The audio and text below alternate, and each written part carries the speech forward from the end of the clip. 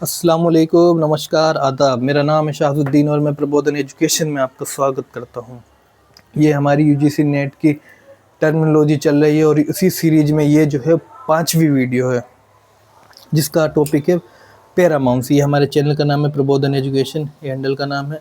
और आज की जो वीडियो है वो पैरामाउंस ही है, ठीक है। यहाँ से यूजीसी नेट में इतनी बार क्वेश्चन बना है कि जिसका कोई लिमिट ही नहीं है। हर बार, हर साल, हर बार एग्जाम में जो है यहाँ से यूजीसी नेट में जो है क्वेश्चन पूछे जाते हैं। सबसे पहले आता है हमारे टॉपिक पैरामाउंस या परमोच्च शक्ति, जिसे सर्वोच्च सत्ता शक्ति किसके पास थी? क्राउन के पास है, ठीक है। 1858 में आपने देखा होगा, ठीक है। 1858 में जो है शक्ति किसके पास आ जाती है? क्राउन के पास आ जाती है। मैं अभी आगे आपको इसी वीडियो में बताऊंगा कैसे 1858 में क्राउन के पास जो है शक्ति आती है। तो हेड ऑफ स्टेट कौन होगा? क्राउन होगा। पार्लियामेंट सिस्टम चल रहा था, लेकिन सजेस्ट कौन कर रहा था? वो सब क्राउन कर सकता था। एक क्वेश्चन यूजीसी नेट में ये भी होता है, पूछा जाता है कि इनके बीच में संबंध बताने के लिए जो रजवाड़े हैं और पैरामाउंट से जो शब्द इस्तेमाल किया जाता है वो रजवाड़े और ब्रिटिश क्राउन के बीच में जो है संबंध बनाने। 2-3 बार ये पूछा जा चुका है क्वेश्चन कि रजवाड़ों के और ब्रिटिश क्राउन के बीच संबंध स्थापित करने के लिए जो है पैरामाउंसी शब्द का इस्तेमाल होता है। पैरामाउंसी शब्द का इस्तेमाल किन दो लोगों के बीच में संबंध के लिए होता है? तो ब्रिटिश और रजवाड़ों के मध्य।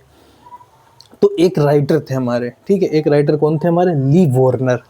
क्या नाम था उनका? ली वॉर्नर नाम था उनका। नाम क्या था? ली वॉर्नर। तो ली वॉर्नर ने एक पुस्तक लिखी है जिसका नाम है the native state of India, ठीक है। पुस्तक का शीर्षक जो है, टाइटल यह है the native state of India. इस पुस्तक में इन्होंने जो है कंपनी को जो है, संघर्ष को जो है 5 भागों में बांटा है। जैसे सबसे पहला बोलते हैं कि कंपनी स्ट्रगल फॉर इक्वालिटी, यानी कंपनी समानता का संघर्ष के लिए थी। आप देखोगे जब कंपनी भारत में आई थी तो भारत में सबसे पहले वो क्या था, वो यहाँ पर आई थी कंपनी, उन्हें स्थापित करी नहीं थी, तो उन्हें अपनी वस्तुएं बेचनी थी। तो उन्हें भारत के रजवाड़ों से जो है लड़ना पड़ रहा था अपने सामान बेचने के लिए। कई बार जो है बैटल भी होती हैं। तो ये देखो, ये अपने पर्सपेक्टिव से दिखा रहे हैं कि कंपनी ने कितना संघर्ष करा, उसके बावजूद जो है उन्हें मिला है। ऐसा नहीं है कि इन्हें जो है फ्री में मिल गया हो भैया। लूट तो लूटी होती है, कैसे भी करो। तो 1700 पहले कंपनी का जो है समानता के लिए संघर्ष, यानी कंपनी जो यहाँ पर किसके लिए लड़ रही थी? समानता के लिए लड़ रही थी भाई।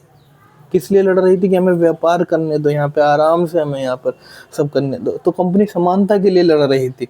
1740 से 65 का जो है इसमें टाइम पीरियड आता है। इसमें हम क्या देखेंगे? कंपनी जो है कर्नाटक वॉर लड़ेगी। कौन सी वॉर लड़ेगी? कर्नाटक वॉर लड़ेगी। कर्नाटक वॉर कब से कब तक है? तो 1744 से 48 तक है। उसमें एक्सला शेपले की संधि होती है। इसमें एक बड़ा फेमस 1746 में जो है युद्ध होता है, सेंट थॉमस का युद्ध। बहुत ही इंपॉर्टेंट है। जब मैं आपको कर्नाटक वॉर पढ़ाऊंगा तब मैं आपको उसमें बताऊंगा।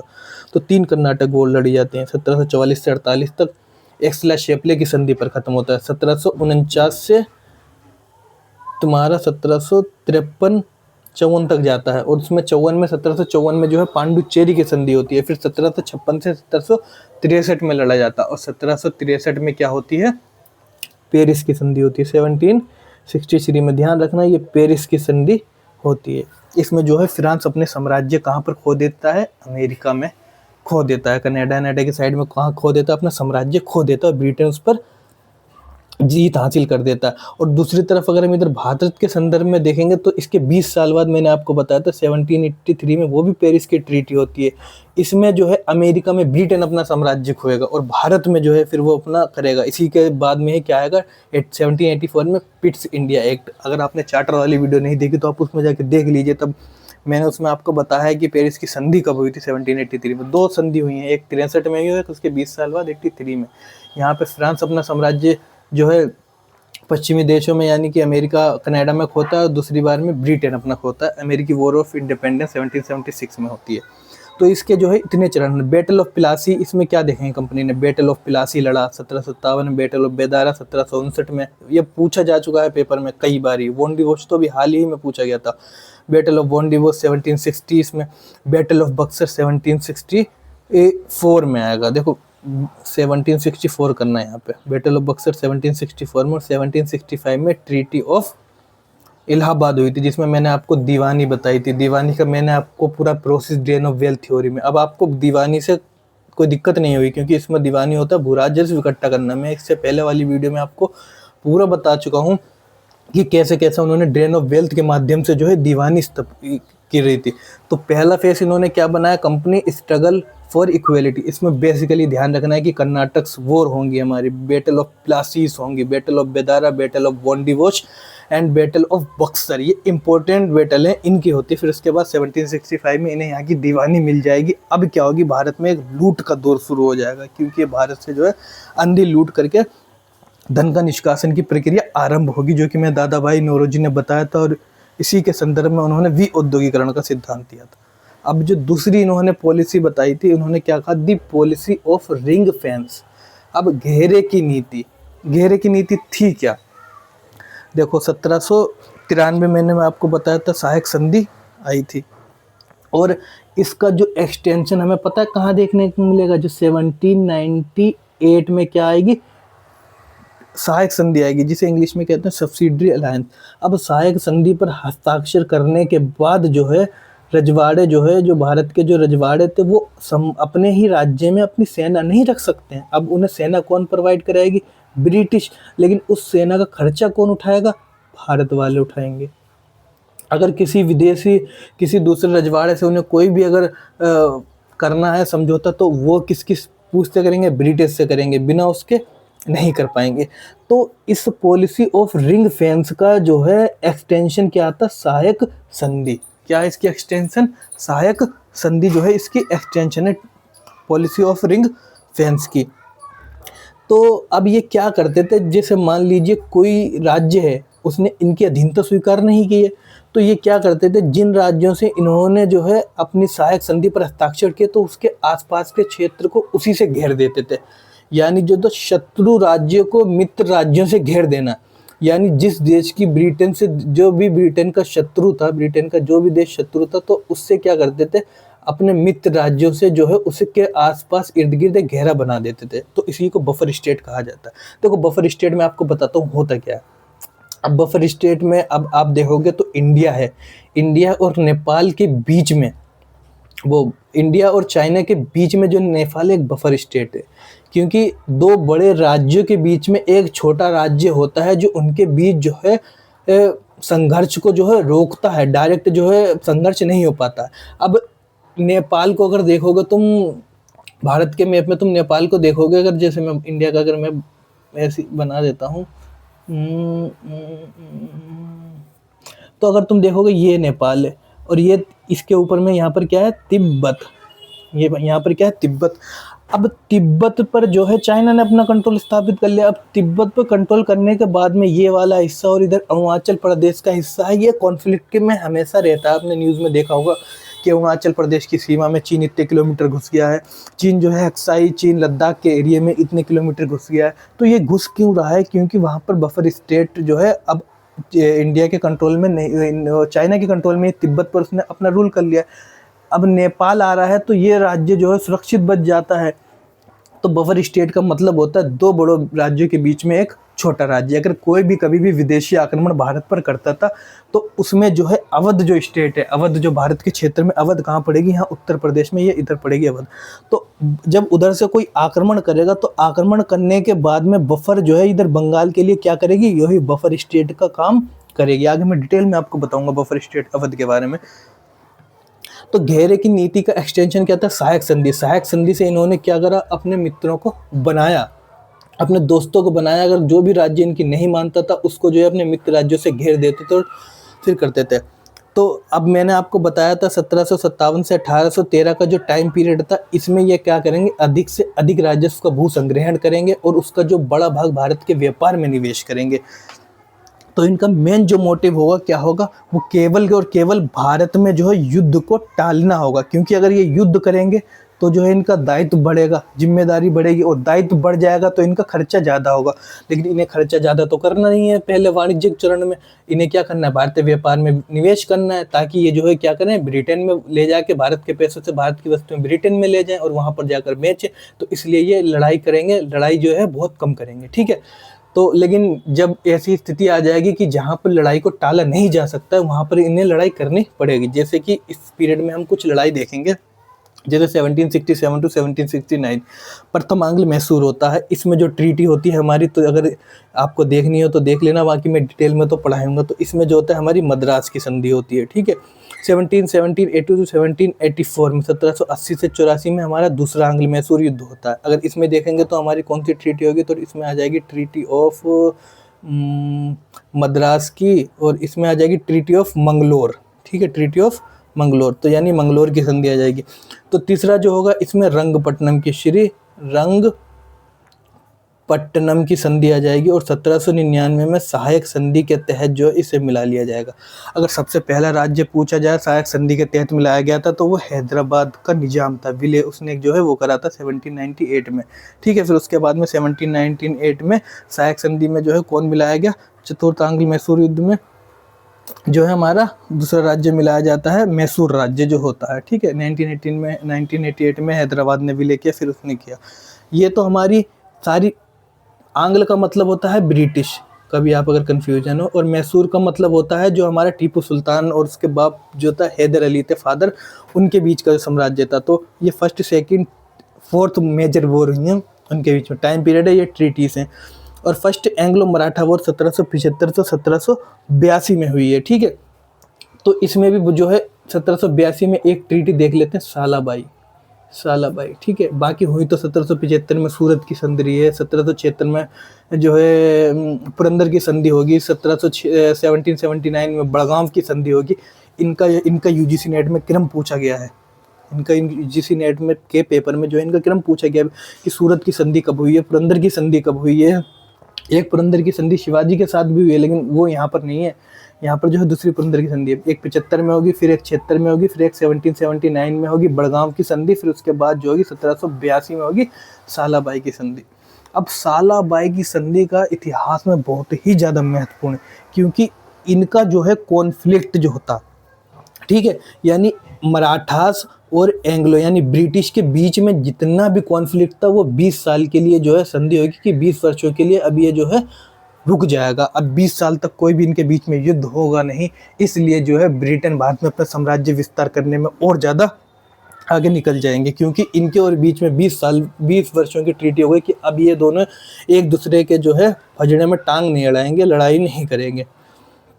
तो दूसरी जो बैटल होगी, देखो 1882 में अगर हम 20 जोड़ेंगे तो 92 और 2 यानी 20 साल के बाद में ही वॉर हो रही है अगली। तो सेकंड एंग्लो मराठा वॉर 1803 से 1805 में होती है। इसकी जो शुरुआत होगी 1802 में जो है बसीन की संधि से होगी, बसीन की जो संधि होगी। तो पेशवा द्वितीय हैं वो ब्रिटिश कैंप पे जाके सबसे पहले 1802 में कौन सी संधि कर लेंगे, एक बसीन की संधि कर लेंगे। फिर उसके बाद देखोगे तुम 1803 में जो है देवगांव की संधि करेंगे, भोसले जो है ब्रिटिश के साथ देवगांव की संधि करेंगे। फिर सुरजी अर्जन की संधि होगी, जो है सिंधिया लोग जो है सुरजी अर्जन की संधि करेंगे, ठीक है। देवगांव की संधि कौन करेगा, यानी भोसले जो है वो कौन सी करेंगे, भोसले देवगांव। मैं आपको ये डिटेल में वैसे बताऊंगा, अगर आप जानना चाहें तो अब भी मैं बता सकता हूँ, लेकिन डिटेल में बताऊंगा। देवगांव की संधि करेंगे, और सिंधिया जो करेंगे वो कौन सी करेंगे, सिंधिया सुरजी अर्जन की संधि करेंगे, ठीक है। देवगांव की सुरजी अर्जन की संधि करेंगे। और लास्ट में जो इसकी 1805 में जब ये खत्म होगा तो वो कौन सी होगी, राजपुर घाट की संधि। तो ये वाला फेज जो हमारा यहीं पर ख़त्म हो जाएगा। जो नेक्स्ट फेज आएगा वो the policy of subordinate isolation यानी डॉक्ट्रिन ऑफ लैप्स। अब ये जो टाइम पीरियड आएगा, अब इसमें हम देखेंगे, मैंने आपको पीछे गवर्नर जनरल की वीडियो बताई है, उसमें मैंने सारा बताया। 1813 से जो हमारा कौन सा गवर्नर जनरल स्टार्ट हो जाएगा, हमारा लॉर्ड हेस्टिंग, ठीक है। कौन आ जाएगा, लॉर्ड हेस्टिंग। फिर उसके बाद 1823 से 28 तक एमस्ट आएगा, 28 से 35 तक विलियम बेंटिंग, 35 से 36 तक सर चार्ल्स मेटकाफ, 36 से 42 तक ऑकलैंड, फिर एलन ब्रो, फिर हार्डिंग, फिर डलहौजी, फिर कैनिंग। पूरा मैंने आपको इसका सीक्वेंस बताया हुआ है गवर्नर जनरल का याद करने के लिए। तो यहाँ पर क्या होगा, डॉक्ट्रिन ऑफ लेफ आएगा, यानी हड़प की नीति। हड़प नीति आपने देखी होगी, ठीक है। हड़प नीति हो गई, ठीक है, हड़प नीति हो गई। डॉक्ट्रिन ऑफ लेफ के तहत हड़प नीति मैं आपको पूरा बताऊंगा डिटेल में, ये होता क्या, हड़प नीति क्या होती है। मान लीजिए देखा, जैसे हड़प नीति, किसी राज्य में कोई, जैसे झांसी की रानी है, अगर उन्होंने क्या करा, उनका कोई जो है वैधानिक उत्तराधिकारी नहीं हुआ, कोई बेटा या बेटी जो है उत्तराधिकारी नहीं हुआ, तो ऐसी स्थिति में क्या होगा कि अगर वो दत्तक पुत्र लेता है तो उसकी वैल्यू नहीं मानी जाएगी, उसे जो है क्या नहीं माना जाएगा कि वो उनका उत्तराधिकारी है। तो दत्तक पुत्र ना होने की स्थिति में उसके राज्य को जो है हड़प लेंगे और ब्रिटिश साम्राज्य में मिला लेंगे। ठीक है, हड़प नीति, इसमें भी मैं आपको बताऊंगा बहुत। 3 चीज़ों से इन्होंने भारत में हड़पा है। पहला तो किंगशिप की थ्योरी आएगी, फिर एक सब्सिडी अलायंस और एक डॉक्ट्रिन ऑफ लैप्स आएगा।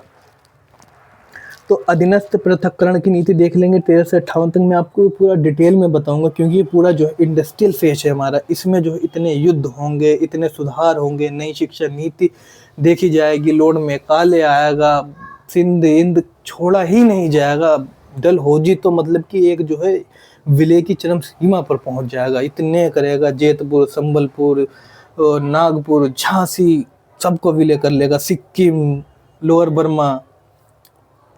तो 1858 तक चलेगा। अब 1858 में हुआ क्या, 1857 में सबसे पहले रिवोल्ट आ गई थी। इससे पहले 1853 के मैंने चार्टर एक्ट में आपको बताया था कि यहाँ 1853 के चार्टर एक्ट में कंपनी ने जो है अब की बार 20 वर्ष का मुआयदा नहीं करा कि 20 वर्ष बाद क्या होगा क्या नहीं होगा। अब की बार उन्होंने बोला कभी भी ये जो है हम हटा सकते हैं, कोई निश्चित अवधि नहीं थी इसकी, जो 20 वर्ष तक जो है ये करें, तो इसकी अवधि नहीं थी। तो 1857 में क्या हुआ, सबसे पहले युद्ध हुआ, 1857 का स्वतंत्रता महासंग्राम हुआ, रिवोल्ट ऑफ 1857 हुई। फिर उसके बाद में 1858 में क्या हुआ, शासन जो है किसने अपने हाथ में ले लिया, क्राउन ने। किसने ले लिया, क्राउन ने। तो 1858 से पहले जो था भारत जो था ब्रिटेन का क्या था, उपनिवेश था। 1858 से पहले भारत क्या था, ब्रिटेन का उपनिवेश था, और 1858 के बाद क्या हो गया, ये उसका पार्ट हो गया, यानी ये उसका हिस्सा आ गया, यानी India is a part of Britain. ठीक है, समझ गए यहाँ तक। इसके बाद में जो इसका ही हिस्सा बन जाता है, ब्रिटेन साम्राज्य में ही आ जाता है इंडिया भी। तो जो अगली पॉलिसी आएगी, दी पॉलिसी ऑफ सब ऑर्डिनेट यूनियन। ठीक है, यूनियन, अधीनस्थ संघ की नीति 1858 टू 1935। ये इस क्रम में हमारी कौन सी नीति है, चौथी, जो the native state of India में उन्होंने बताया, तो अधीनस्थ संघ की नीति। तो अधीनस्थ संघ की नीति आपको पता चल गया। 1858 में यहाँ पे किसके पास शासन आ सकता है, क्यों, क्वीन विक्टोरिया के हाथ में शासन आ चुका। क्वीन विक्टोरिया के साथ में शासन आते ही क्या हुआ, 1870 एक्ट का राजकीय उपाधि अधिनियम आने, रॉयल टाइटल एक्ट आता है। 1876 में दिल्ली दरबार लगता है, और उसमें 1879 में 1 जनवरी 1870 को क्वीन विक्टोरिया जो है भारत की सम्राज्ञी घोषित कर दी जाती हैं। तो भारत की सम्राज्ञी घोषित कौन होती है, क्वीन विक्टोरिया को घोषित तौर पर कहा जाता है कि अब ये जो है भारत की पूरी जो है सम्राज्ञी है, रानी है, भारत की जो है पूरी विधिवत तौर पर पूरा जो है घोषणा कर दी जाती है। 1878 में जो है राजकीय उपाधि अधिनियम आता है, 1878 में क्वीन विक्टोरिया जो है घोषित कर देती हैं। इसके बाद जो हमारा अगला चरण होता है, दी policy of equal federation. Equal federation यानी समान संघ की नीति। तो समान संघ की नीति 1935 का भारत शासित अधिनियम भी आता है। फिर 37 में जो है चुनाव वाली जो है प्रक्रिया होती है। फिर 39 से विश्व युद्ध भी चालू हो जाएगा। फिर जो है यहाँ पर हमारा भारत छोड़ो आंदोलन भी हो गया, क्विट इंडिया मूवमेंट। तो ये पूरा चलता है। 1945 से 47 के दौर में क्या होता है, क्राउन का जो शासन होता है वो क्या होता है, ख़त्म होने वाला होता है। अब ये 1947 तक आते आते क्राउन जो है ख़त्म हो जाएगा और इंडियन का कॉन्स्टिट्यूशन असेंबली बनेगी। ठीक है, देखोगे आप 1946 में जो है, दिसंबर 1946 में जो है कॉन्स्टिट्यूशन असेंबली बनती है। इन सबके जो है बार बार बैठकें होती हैं। और 15 अगस्त 1947 को इंडिया को क्या मिल जाएगी, स्वतंत्रता मिल जाएगी। क्या मिल जाएगी, स्वतंत्रता मिल जाएगी, यानी इंडिया आज़ाद हो जाएगा। तो आपने देख लिए the native state of India में जो है उन्होंने 5 भाग बताए हैं। 5 भाग वो कौन कौन से मैंने आपको बता दिया। पहले चरण में जो है कंपनी जो है समानता के लिए संघर्ष करेगी, कर्नाटक वॉर लड़ेगी, बैटल ऑफ प्लासी लड़ेगी, बैटल ऑफ बेदारा लड़ेगी, वॉन डिवोर्स लड़ेगी, बक्सर लड़ेगी और दीवानी प्राप्त हो जाएगी। फिर धन के निष्कासन की प्रक्रिया आरंभ होगी और वाणिज्यिक दौर चलेगा। तो वाणिज्यिक दौर में जो है वो कम से कम जो है युद्ध करना चाहेगी, लेकिन उसके बावजूद भी उससे ज़रूरत पड़ने पर जो युद्ध करने होंगे, जिन्हें टाला नहीं जा सकता है, उन्हें करेगी। तो ये कुछ युद्ध जो है मैंने आपको दे दिए हैं पूरा बता दिया मैंने, ये ट्रीटीज भी लिखती है, बाकी मैं डिटेल में आपको इसके बारे में बताऊंगा। 1765 टू 1813 में घेरे की नीति है, बफर स्टेट का कॉन्सेप्ट आएगा और सब्सिडरी अलायंस यहाँ पर आएगी। इसी की एक्सटेंशन है पॉलिसी ऑफ रिंग फेंस, यानी शत्रु राज्य से मित्र राज्यों को घेर कर रखना, ब्रिटेन जो है ये करेगी। तीसरी जो आएगी अधीनस्थ पृथक्करण की नीति आएगी 1813 से 1858 तक। 1858 से पहले जो है भारत जो है ब्रिटेन का उपनिवेश था और 1858 के बाद जो है ब्रिटेन का पार्ट बन जाएगा, यानी ब्रिटेन साम्राज्य का हिस्सा बन जाएगा। इसी के परिणाम स्वरूप 1876 में विधिवत रूप से दिल्ली दरबार लगेगा और घोषणा होगी कि राज की उपाधि अधिनियम आता है 1876 में। फिर दिल्ली दरबार का आयोजन होता है इसके बाद में, और रानी विक्टोरिया को भारत की सम्राज्ञी घोषित कर दिया जाता है। और the policy of equal federation 1935 to 1947 में, फिर यहाँ पर जो है लड़ाइयाँ स्वतंत्रता के लिए लड़ी जाती हैं और 15 अगस्त 1947 को भारत जो है आज़ाद हो जाता है। ठीक है, समझ गए ना यहाँ तक कि पूरा। तो दी नेटिव स्टेट ऑफ इंडिया में क्या करा है उन्होंने, जो है हमारे लिव ऑनर ने कंपनी के पर्सपेक्टिव में दिखाया कि कैसे कैसे उसने युद्ध लड़ा, भारत में अपना शासन स्थापित करा, तो क्या क्या करेगा।